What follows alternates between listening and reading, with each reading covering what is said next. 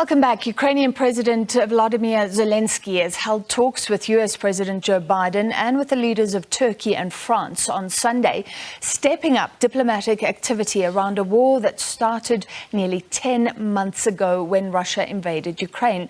Zelenskyy said he's engaging partners and that he does expect some important results next week from a series of international events. We're now joined by SABC News' international editor, Sophie Mokoena. Sophie, thank you for being with us. As always, it looks like there are efforts to bring these warring factions to the table. Is there a possibility of talks?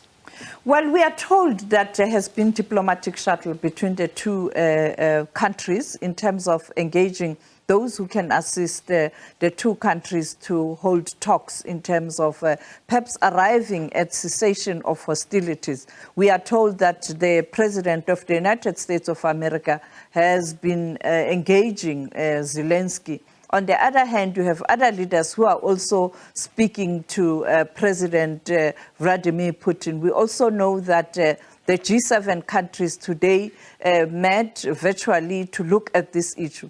It looks like all parties that are involved are now tired of this war. And you know that during the G20 meeting, they also focused on this conflict in Ukraine. But let's take a listen at what Minister of International Relations in South Africa had to say earlier on about the possibility of a diplomatic coup.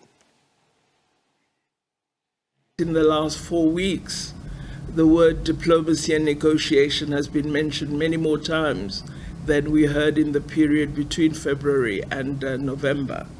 So it would seem that everybody from President Biden to several other leaders, including most recently President Putin, are beginning to talk about negotiations. I always feel, though, that to discuss negotiations by making demands is not a very good process, and so I am worried that people are negotiating by stating positions in the media. They're not talking about getting around a table. We don't know who the facilitators would be. So we continue to engage our colleagues in the EU as well as the US to say, could we have a proper mechanism?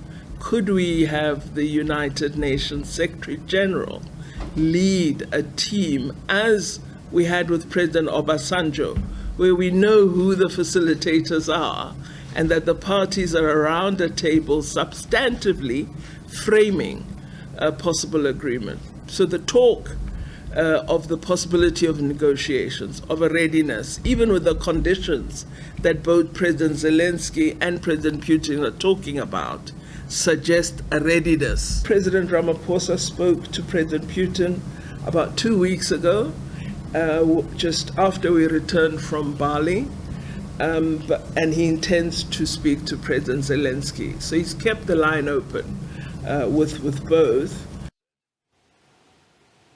All right, Minister Naledi Pandor there. And Sophie, we were talking a couple of days ago about what is coming up this week as well. The US-Africa Summit, African leaders being hosted by President Joe Biden. You said that our president will not be there because of the ANC conference, for example. But will Ukraine be a key issue there? And we were also talking about the fact that African nations haven't had a united stance on that particular issue.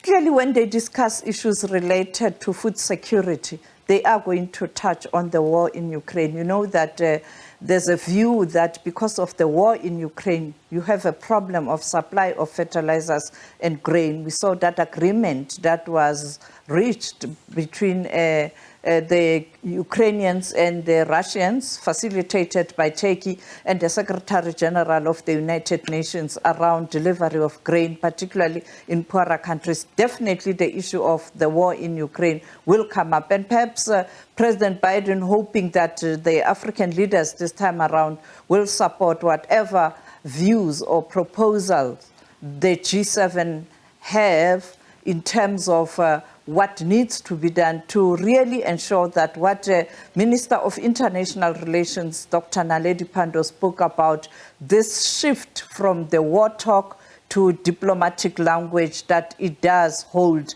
and finally you have a breakthrough. Yeah, the whole world waiting for a breakthrough.